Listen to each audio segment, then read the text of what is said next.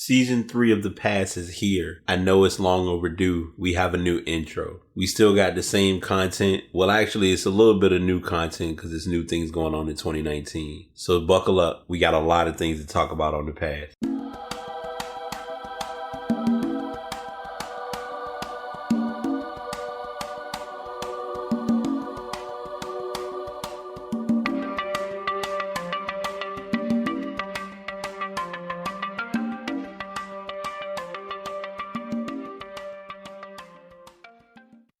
What is up? What's going on, y'all? Episode 238 of The Pass is here. Hope everyone's doing well on this Thursday afternoon. I'm your host, BT. Not going to really do a whole lot of fluff and intros and excitement. I will tell you all because I want to make sure that I promote, because this is something that I'm still learning and adjusting to. If you're looking to give feedback or input on the podcast, you can check out, if you go to passpodcast.com, there's a link at the bottom of the page that takes you to iTunes. You can subscribe on my iTunes page and also give some feedback on through Apple Podcasts. That'll be very helpful, as well as the podcasts are available on Spreaker, Spotify, all your mainstream sources for podcasts, Overcast, Acast. I'm just about everywhere you can possibly be when it comes to podcasting. So I wanted to get that in there because I know a lot of times I just record and not really take that time and push in the promo part, because a lot of people don't realize that I'm not just on iTunes because I'm an Apple user.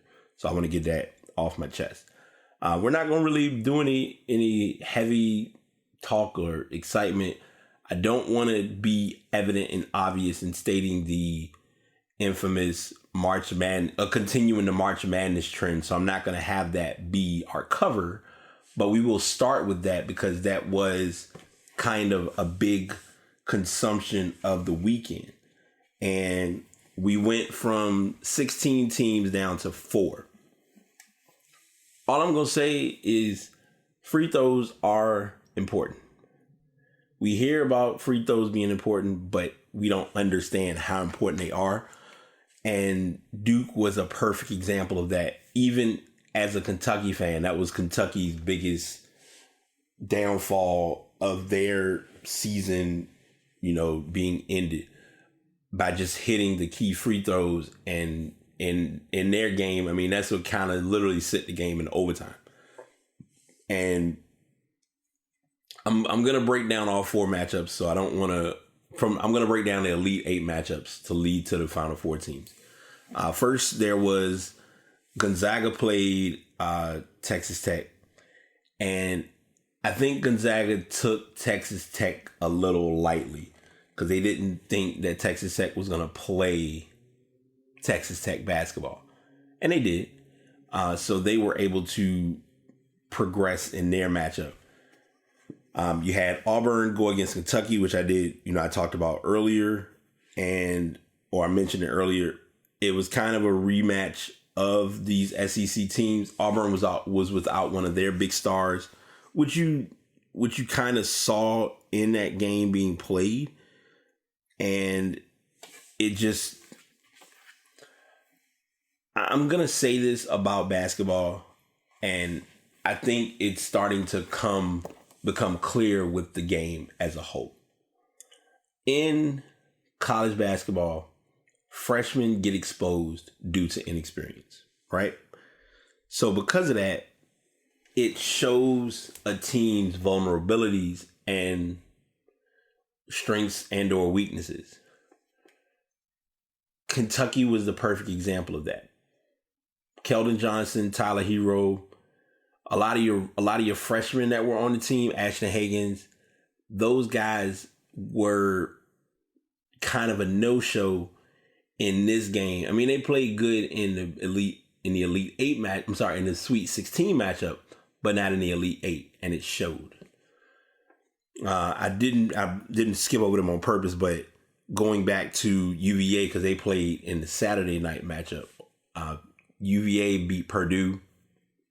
Purdue tried to give them problems, but Purdue wasn't really able to give UVA the true problems that they needed, as well as the guy, his last name is Klein. I can't think of his first name. Klein went into like a shooting frenzy in their earlier matchup. And for whatever reason, if I'm not mistaken, I think they beat Tennessee. Beating Tennessee was huge, don't get me wrong. But when they played against, for whatever reason, the matchup against UVA, it wasn't the same. So that ended up getting Purdue knocked off. Duke and Michigan State played. Michigan State beat them by 1 point. They played a great game. Michigan State showed the experience. There were more.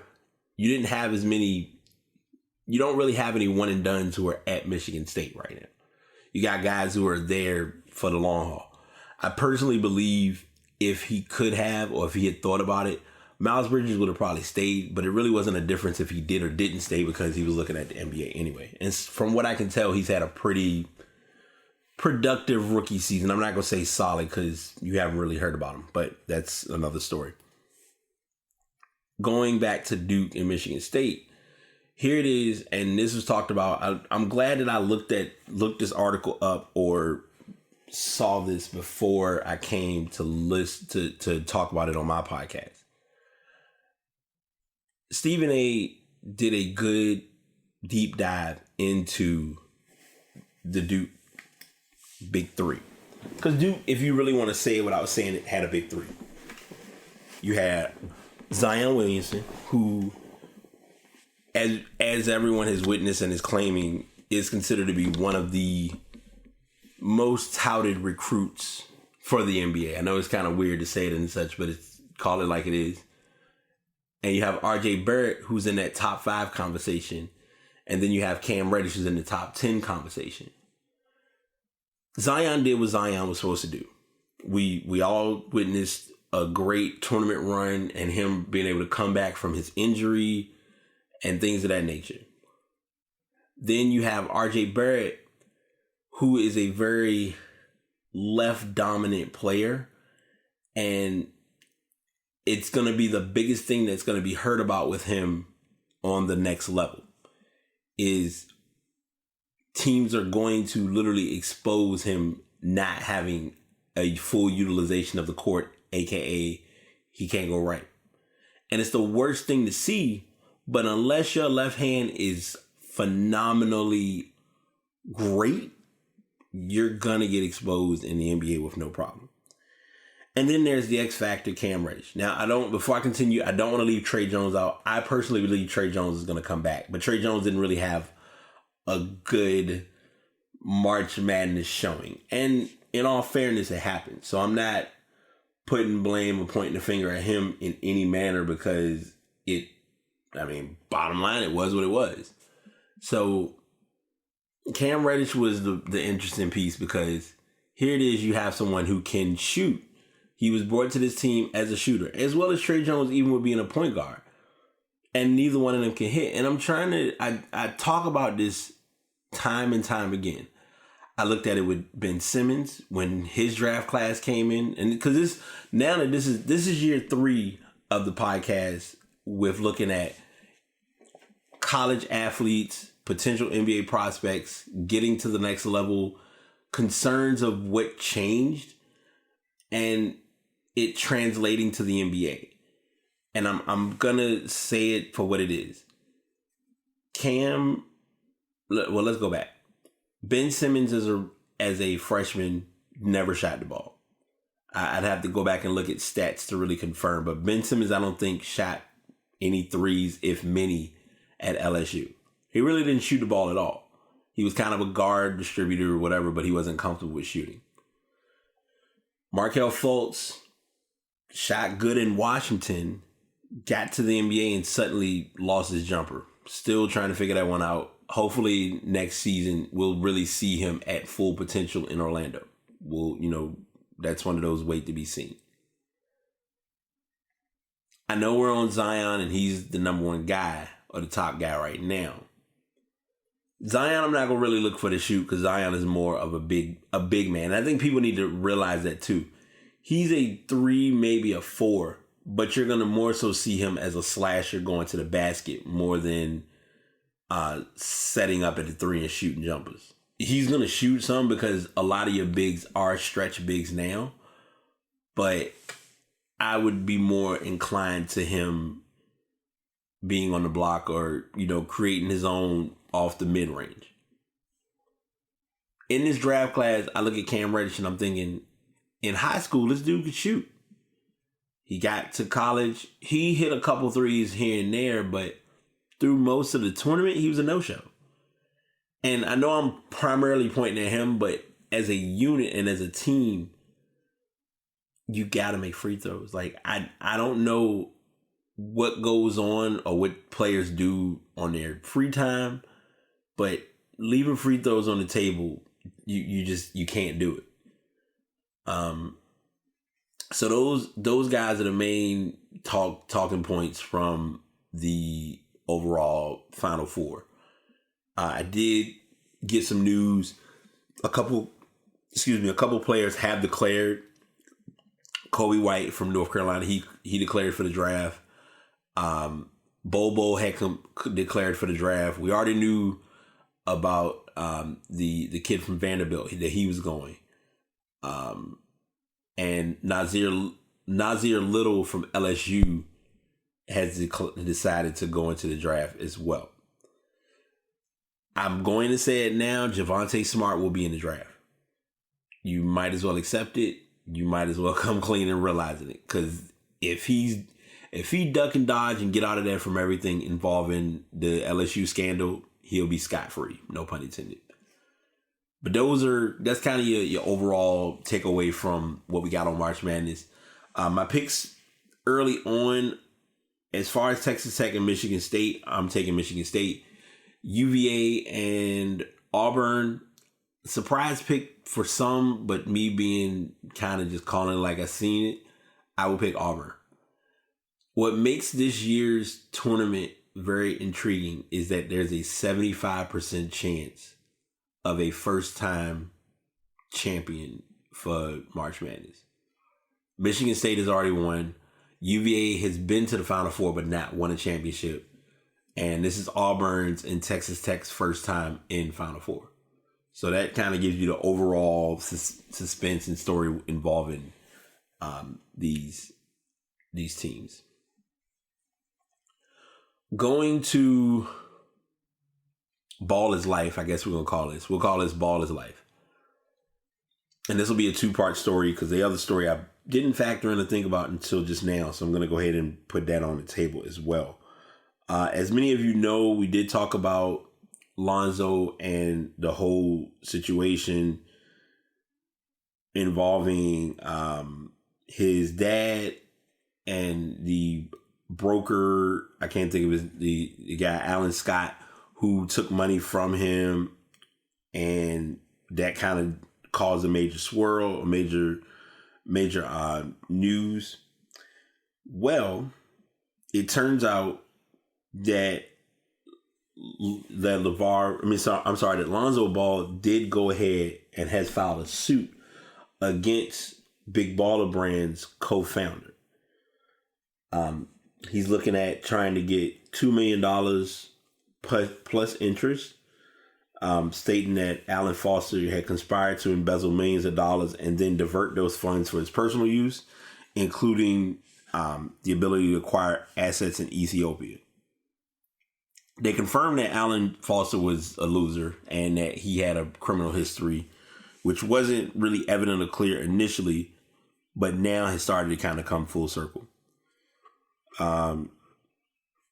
This story was reported back on the 22nd that Lonzo Ball did sever ties with Foster over concerns that the family friend had a criminal past and had not accounted for the whereabouts of $1.5 million. Foster who owned 16.3% of Big Baller's shoe brand, had used his access to his business and personal finances to enrich himself.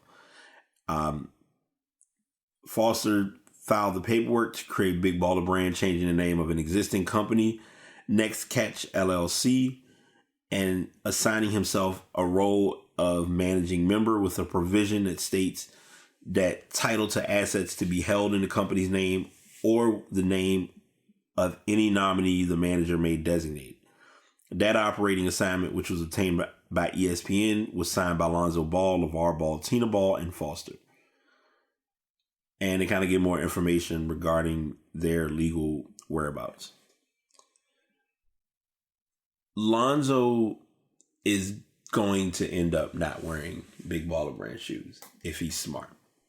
If he gets a deal with Nike within the next year, don't be surprised. And I say that with a very endearing demeanor, but with a very transparent point of view. Only because I think Lonzo has tried to be very close in dealing with his father on things, but I think now he's really trying to like be his own boss and really do his own thing.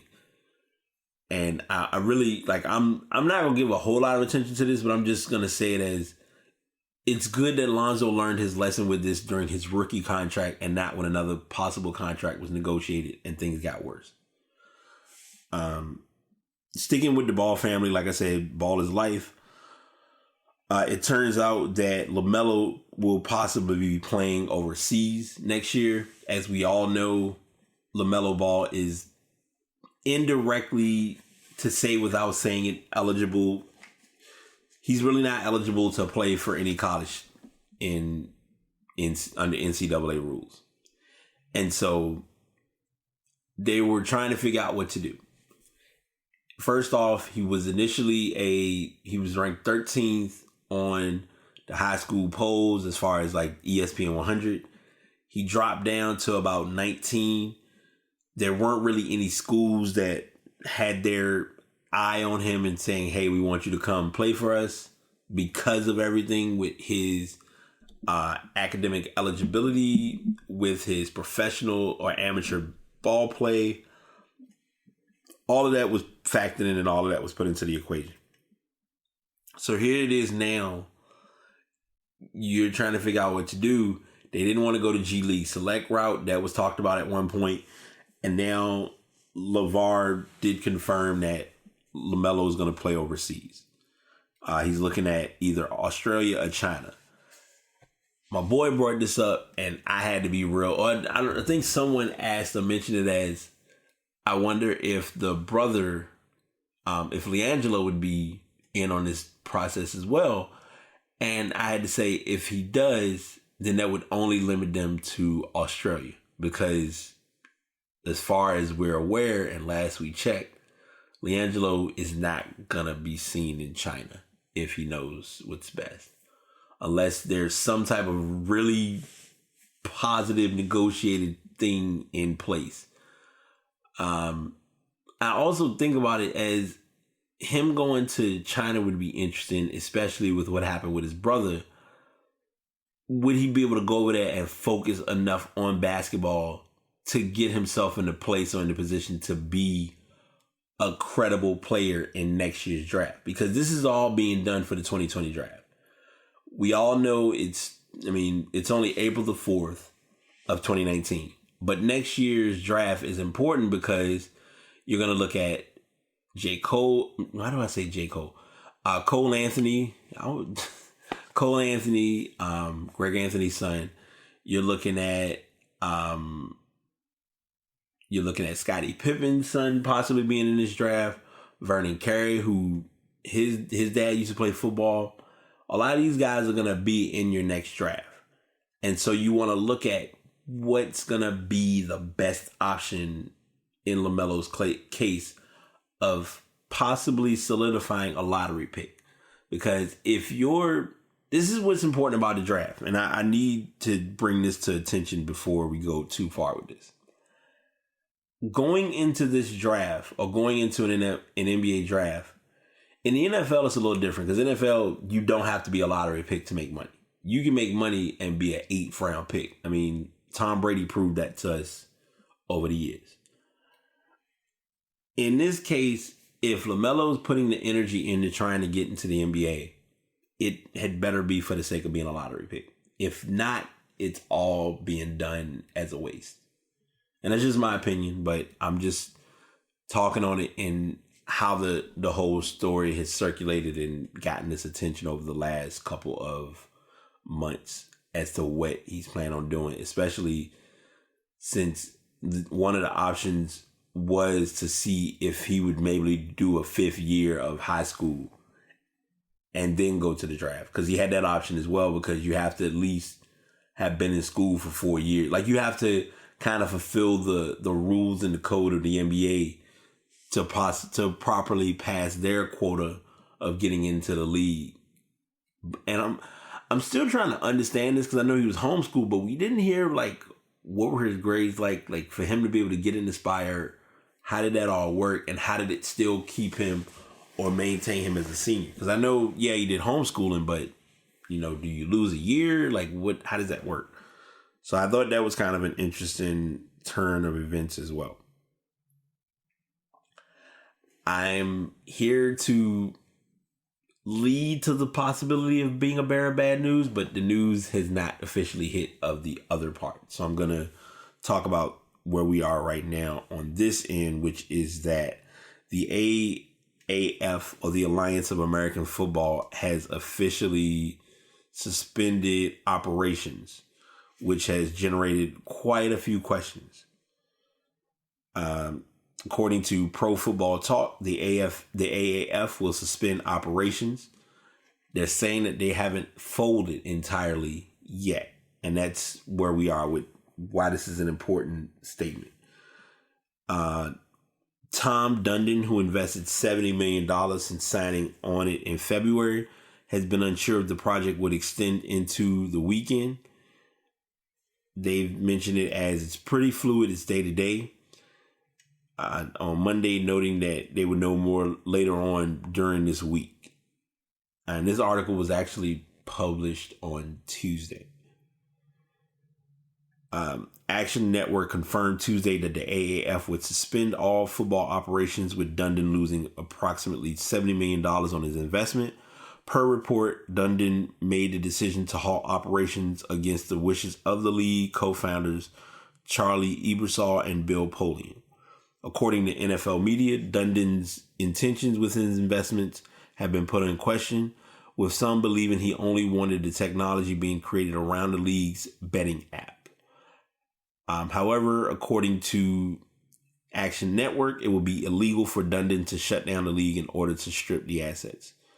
Johnny Manziel, who was the quarterback for the Memphis Express and arguably the league's most famous player, addressed these reports and encouraged fellow players to save their money if the league folds. He did give this piece of advice, which said, if you're an AAF player and the league does not dissolve, the last check you got will be the last one that you get. No lawsuit or anything else will get you your bread. Save your money and keep your head up. It's the only choice at this point unless something drastic happens. Just the reality of this unfortunate situation. Great concept, good football on the field, and fun for fans to watch. Just not enough money to go around, which has been the main problem with other leagues for a long time. I really and truly hope he's not taking a shot at the NFL and or Canadian Football League, since he was there as well. The original concept was for the AAF to be sort of a farm system for the NFL, much like minor league baseball is for MLB. But the NFL Players Association hasn't granted the AAF permission to use third and fourth string NFL players, most of whom never see action in NFL games. And they give a little bit, there's a couple more paragraphs regarding this, but that statement that I just read is key. This league had no affiliation with the NFL whatsoever. It was involving players and owners who were previously in the NFL, but it wasn't, as the term is used, it wasn't the NFL's baby. And so the NFL, and they made it clear, they make it clear time and time again, this was not their show, this was not their dance. They literally did this with the intent of, okay, we're giving something a go. We want to see if this could possibly be that avenue or that wedge between the NFL and guys trying to get in, but it didn't work. And one of the biggest things is sponsorship, ad placement, business relations, business ties. If you kind of running it solo, it's a Russian roulette of, we're taking our chances and we're hoping for the best. And that's basically what occurred with this interaction and or partnership or dealing between these two companies. I'll be open and coming correct and telling everyone that I really didn't see the AAF really moving. And the only reason I'm making that statement, or I'm giving those words, is because there has to be something that compels you towards what the company is branding or pushing. And if you're not getting that in what is on paper or what's being seen as the visual, then it makes it evident that it's better to go ahead and just call it quits and just throw in the towel. And it was a challenging throwing the towel that should have been done back like a couple weeks ago, even before the other before the NHL owner came in and invested in it. So if the league folds, I mean, it was a good 8 weeks because they really didn't. I mean, as far as I remember, I forgot. There really wasn't a statement saying how many weeks the league was going to be anyway, unless it was mentioned and I just didn't really stick with it or give it a lot of attention.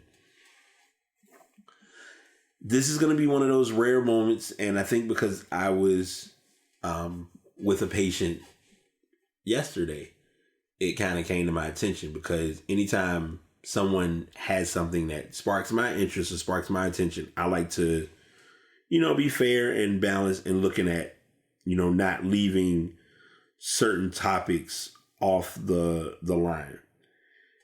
And in this case, there's no exception because I think baseball is like the gift and the curse. And I say that in a very open mindset or open space, because baseball will always be considered America's sport. The tough part now is not everybody backs baseball as much as others would like. So it's not as popular as it once was, say, 15, 20 years ago. I think after the steroid era, after a lot of players a lot of your good players kind of left the game, to say it without saying it, you were left with just guys who we wanted to see, but we really didn't hear about. Like, for instance, and I've just not seen it. Like, at one point, I was a big Albert Pujols guy. And, I mean, as far as I'm aware, I don't think he's in baseball anymore. So, I mean, that just kind of tells you where, the sport has gone. And, I mean, as with anything, change is change. Like, that's expected. Let me just see, because I want to say, unless he retired. Has it been that long? Oh, okay. So he's still with the Angels. He's currently with the Angels. Just trying to. So he's the first baseman DH, because I really have not heard about him at all. Oh, then too, I mean, the Dodgers kind of play the under radar scenario in most cases too. So I get that factor as well. But one team that was the big talk, and we did talk about their contract a little bit, is Bryce Harper and the Washington Nationals. The Nationals, he wanted a certain amount of money. The Nationals weren't coming off that. And so he said, fine, I'm going to look at the market. The market was kind of quiet for a while. He really couldn't get anything that was truly to his pleasing until Philly came along. Philly gave him the money, the amount that he wanted and the years he wanted. And he was looking at it from the perspective of, I have the option and the ability to possibly retire as a Philadelphia player, as a Philly, because that's how long it's been. But as a Philly fan, I mean, as a player for the Philadelphia Phillies. So the first game between these two teams, in his first time playing in the Nationals baseball stadium, and being the away, being the opponent, it definitely drew some attention. His first at bat, if I remember, he did indeed strike out, which, got a lot of attention and a lot of conversation. But he then went up on during the 8th inning, and, he got his typical boos from the fans, but he also was able to belt a 458-foot home run against Washington, which cemented their 8-2 win for Philly. And they just kind of gave, I think what made this a big deal is it wasn't just him hitting the home run. It was him knowing that it was gone and him giving a bat flip. And the bat flip coincidentally went towards the Nationals dugout, which was just kind of all right, I mean, it went the way it did. I ain't mad at y'all too much, but on the same token, I want y'all to know I'm good. And from the looks of it, he really seems good. Like he's doing what he's doing, and he's not really, pressing the envelope with what all the madness and the headaches involving the trade and the separation or the free agency talks. Because like I tell people all the time, and even the patient I had, he kind of understood it.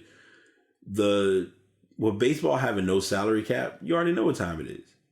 It's no denying the obvious, and you just gotta be evident and clear in how the game is played.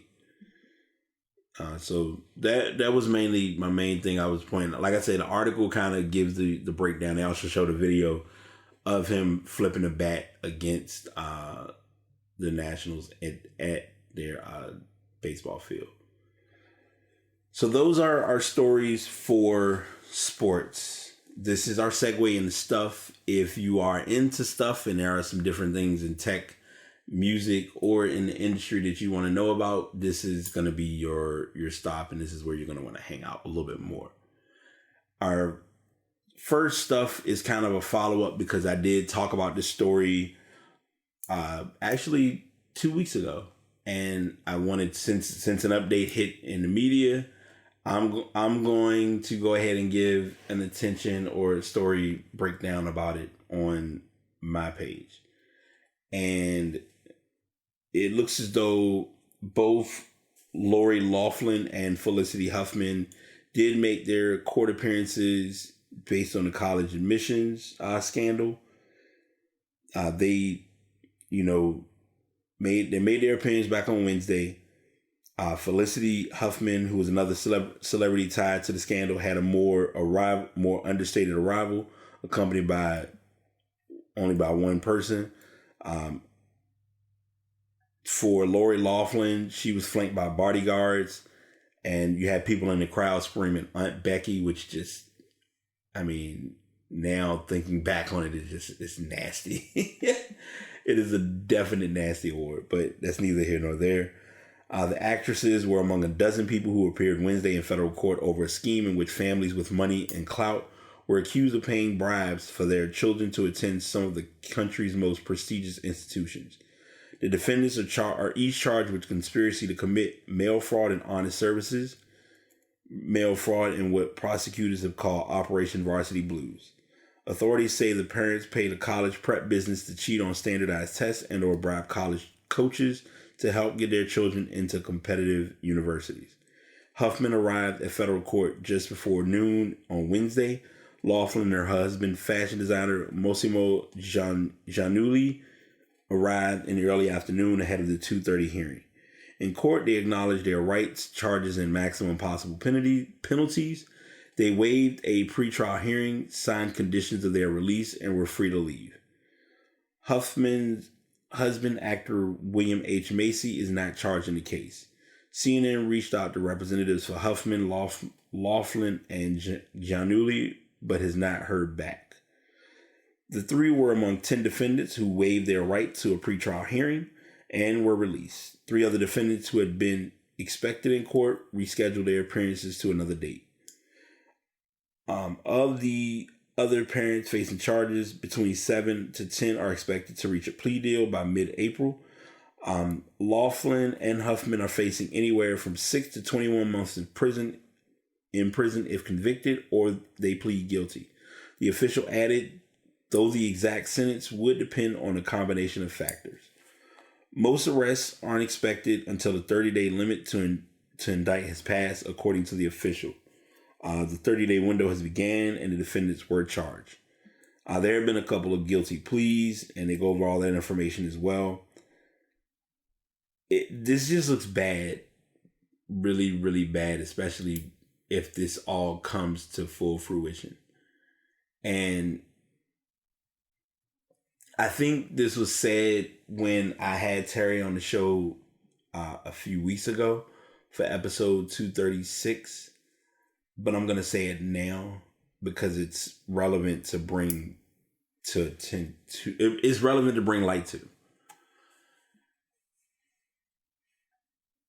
You would not have as much attention involved in this if these were black men and women who were celebrities helping black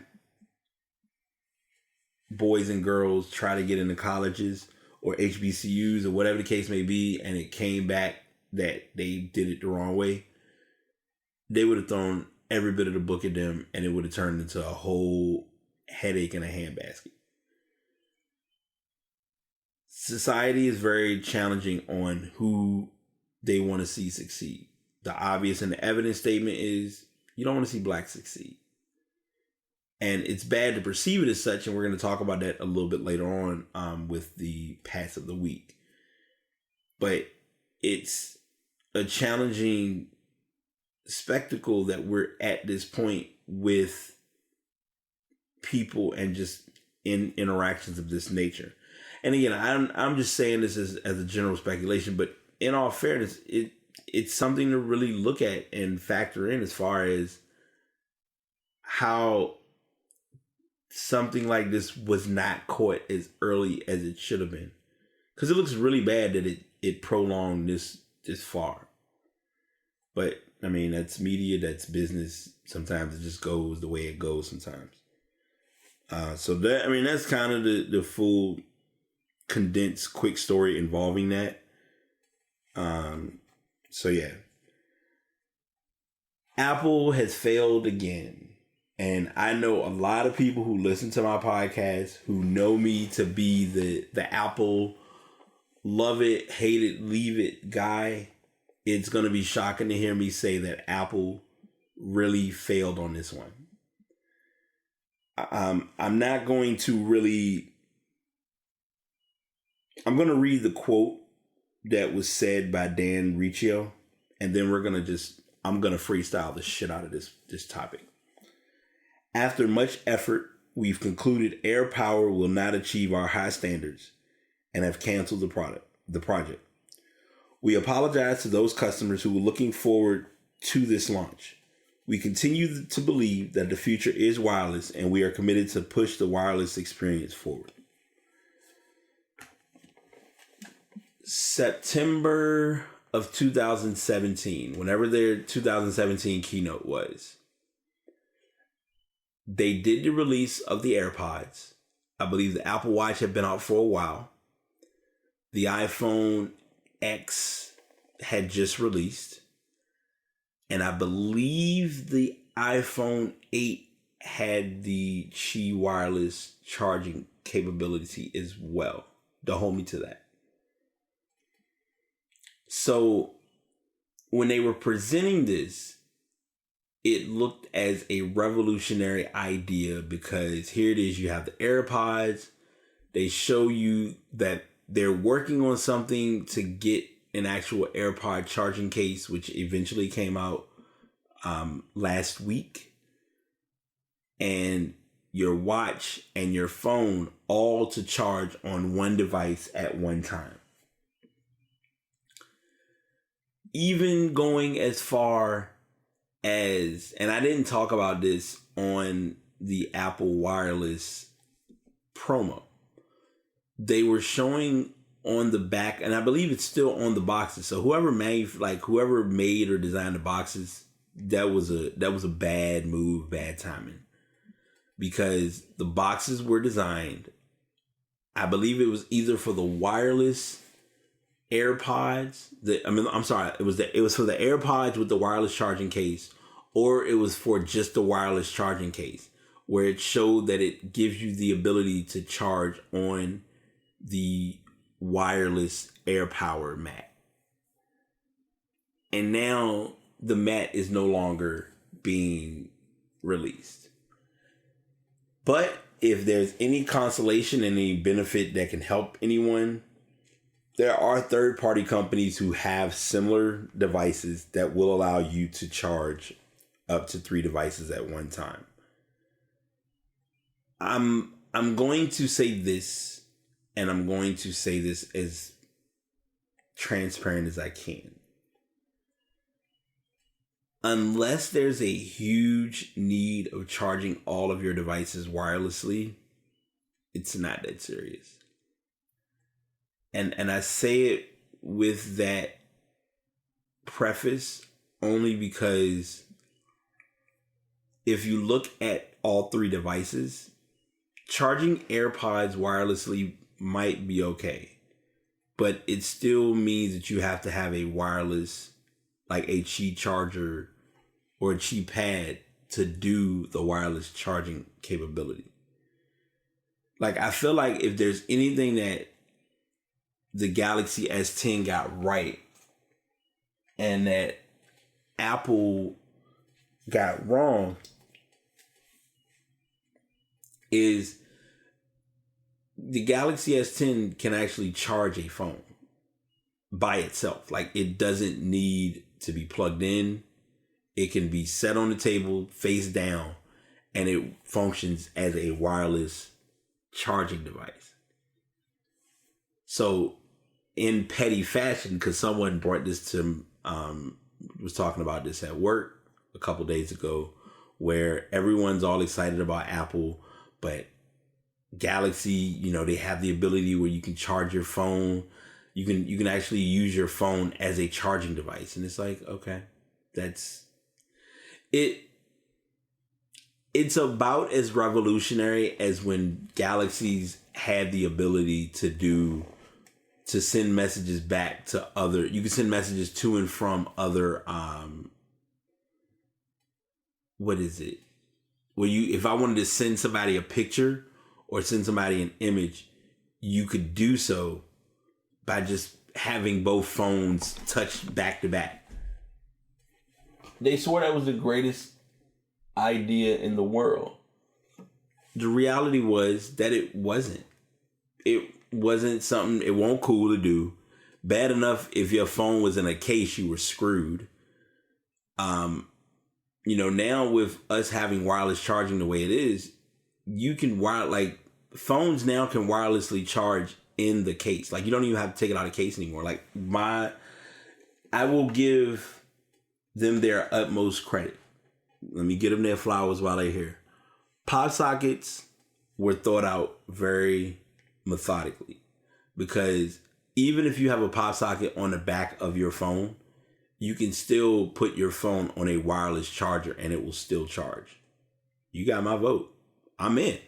I'm cool, because that still is giving me the ability to charge my device, and I don't have to worry because a lot of times when you charge a device wirelessly, you're like, oh shoot, I'm going to charge it, and it might actually affect the stickering on the back of it.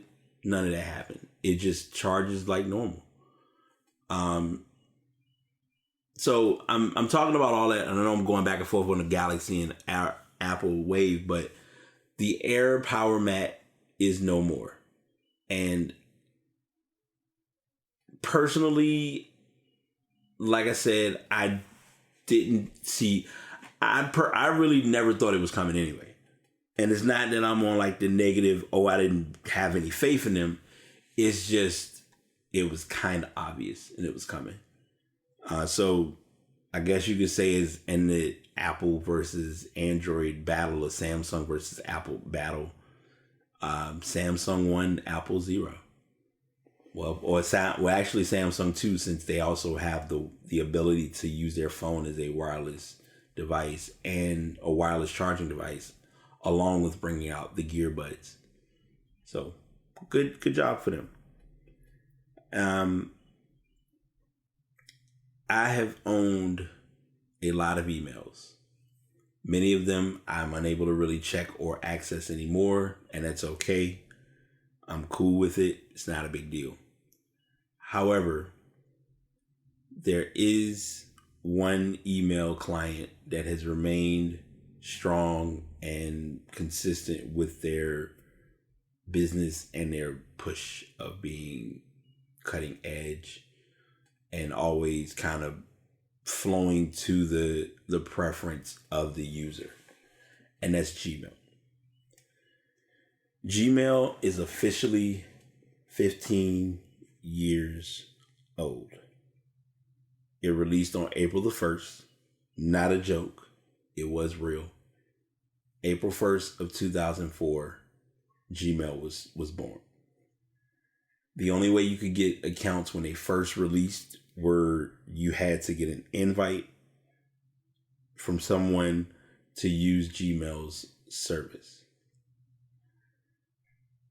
Here we are, 2019, and Gmail has grown into a much bigger, more dominant platform than ever before, as far as people use Gmail for more than just Google email accounts. There are major businesses that have converted to the Gmail client over Outlook Web or Outlook's client.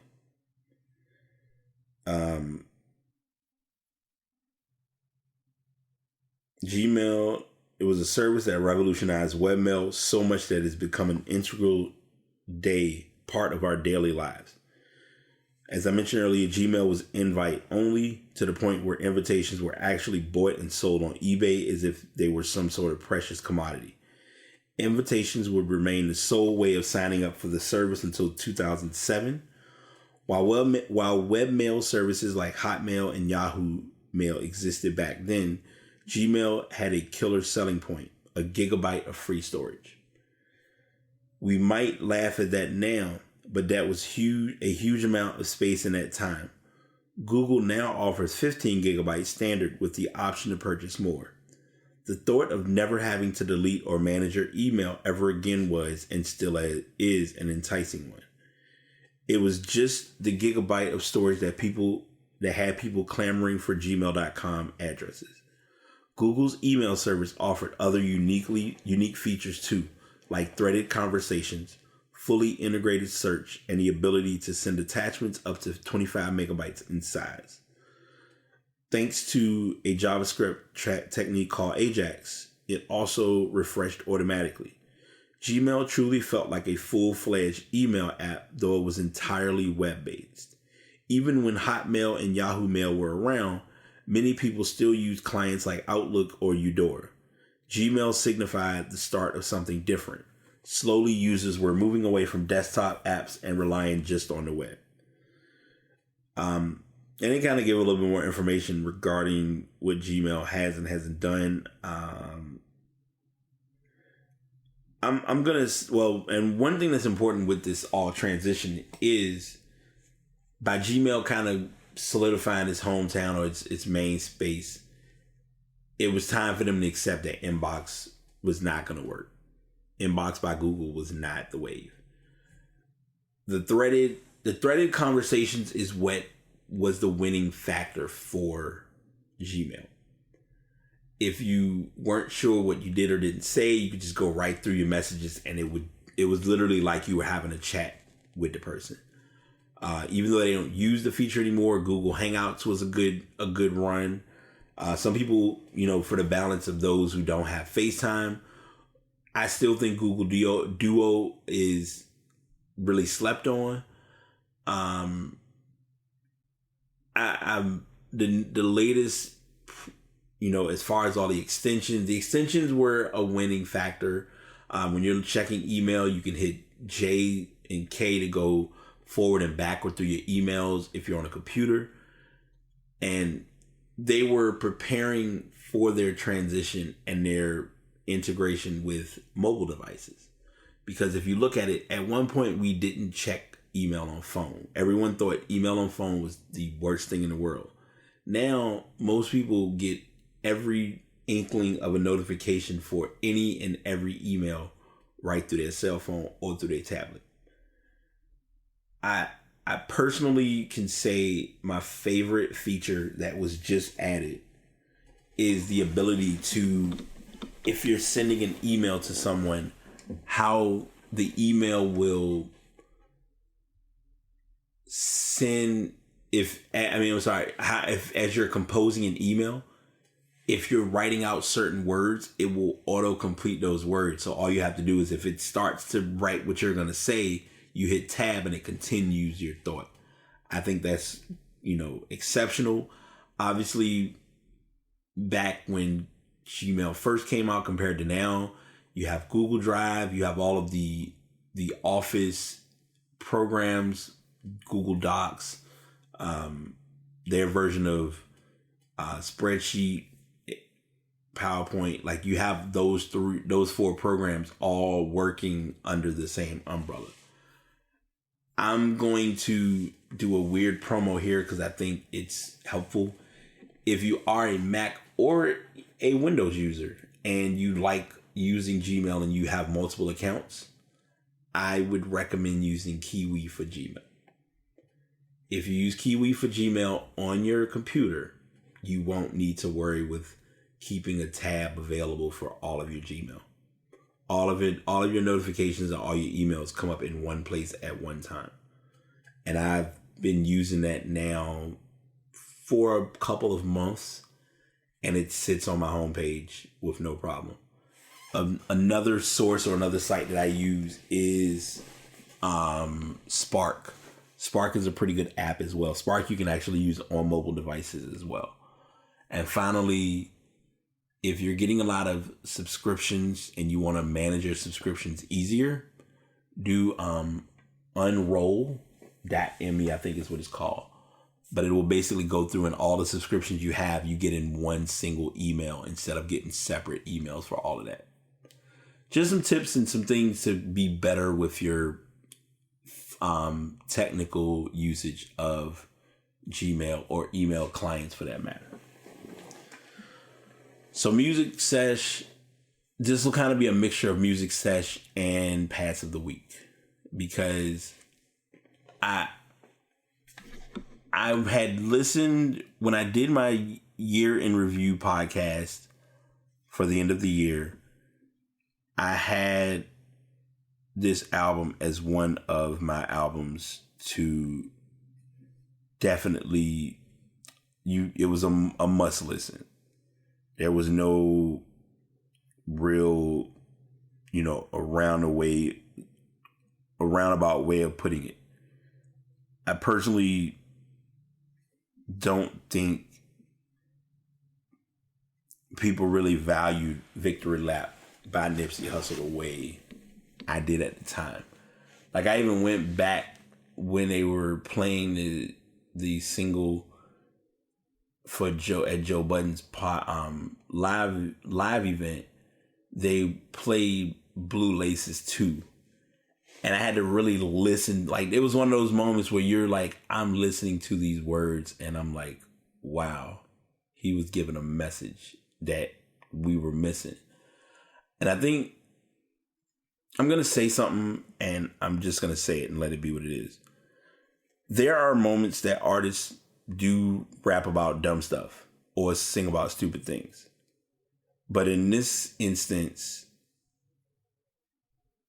there are moments where it's helpful to disconnect for a while and really listen to the message that the artist is giving you.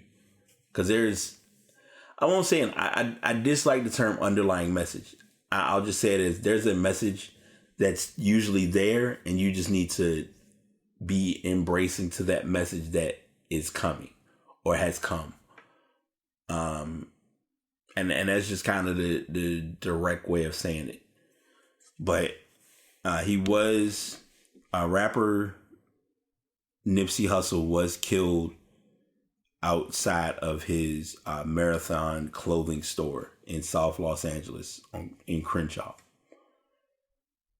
the story came out recently that one of his friends had just gotten home from prison. He had served a pretty lengthy sentence, and he thought it was in his best interest to, pay it forward and say, hey, I'm, since you my boy and I want to make sure you look all right, I'm going to get you, let you get some gear from the store. So they went to the store. He didn't have his security guard with him or any security enforcement with him at that time. And when he got there, he did not end up leaving in the way he chose to. This story hurts a little bit because he's 33. And, when anyone is near your age, it makes you think of life in a different manner. The person who did kill him, or who is alleged of killing him, has been apprehended. I'm not gonna give his name for the sake of it's in the article. Well, this article doesn't have it, but it is online if you want to look that information up. What is important to look at with his brand and with everything he was doing is it wasn't just from a musical standpoint, because a lot of people had never listened to his music before, but a lot of people knew about him as far as from the entrepreneur and from the business point of view. And I'm going to say this now before we go any further. People need to really get with the program and stop being closed-minded on looking at a person's ethnicity and not saying this person wasn't black, this person was Ethiopian, or Bob Marley wasn't black, or this, these main individuals who were well known weren't black men. If you're of minority in America, we need to be accounted for. And everyone has to learn or find their best way to stop trying to tell someone how they should or shouldn't grieve or should or shouldn't process what did or didn't happen in an instance. Conspiracy theories, all of y'all, literally, no pun intended, fuck out of here. There's no way in the world that anyone in their right mind will carry it or look at it in the presentation of, oh, the government was involved and, this was the way of the government shutting down what he was looking to do in presenting the doctors, the documentary. If the documentary was meant to be out, it's going to come out, number one. Number two, it's 2019. We have information and we have ways of researching what had or had not happened involving him. A documentary just gives a different perspective or a more enlightening, a more transparent breakdown. I use that term because I'm thinking about it from the scenario of Ron Artest is getting, and this is a random segue, but it's key since we're, I'm still sports and stuff. When they're doing a documentary with Ron Artest about the Malice in the Palace, but they're doing it from a different perspective, not just, okay, we're going to talk about the fight and that's it. It's like, I want y'all to understand, like, hey, the guy that I fought in the crowds, me and him are cool. Everybody that was involved with that, we're all, everything was what it was. Like, even down to, and this is really off track, but I'm gonna come back. When this past February was the All-Star game in Charlotte. They did the NBA pull up, or what the NBA show that they normally do. You had Rasheed Wallace and Steven Jackson sitting side by side. Over a decade ago, here it is.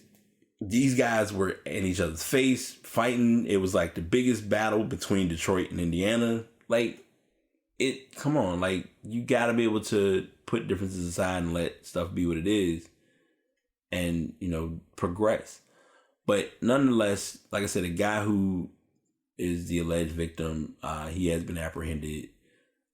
and they're just trying to get justice for this and get a resolution because it's a very tragic situation.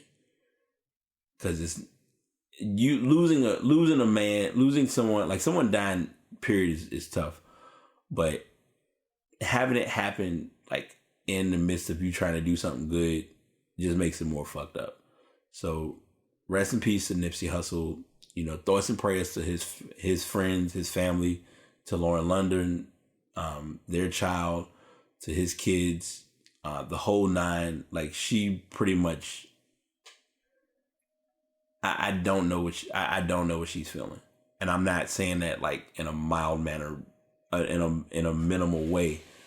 I'm just saying it as that is not a feeling that you can just have or not have.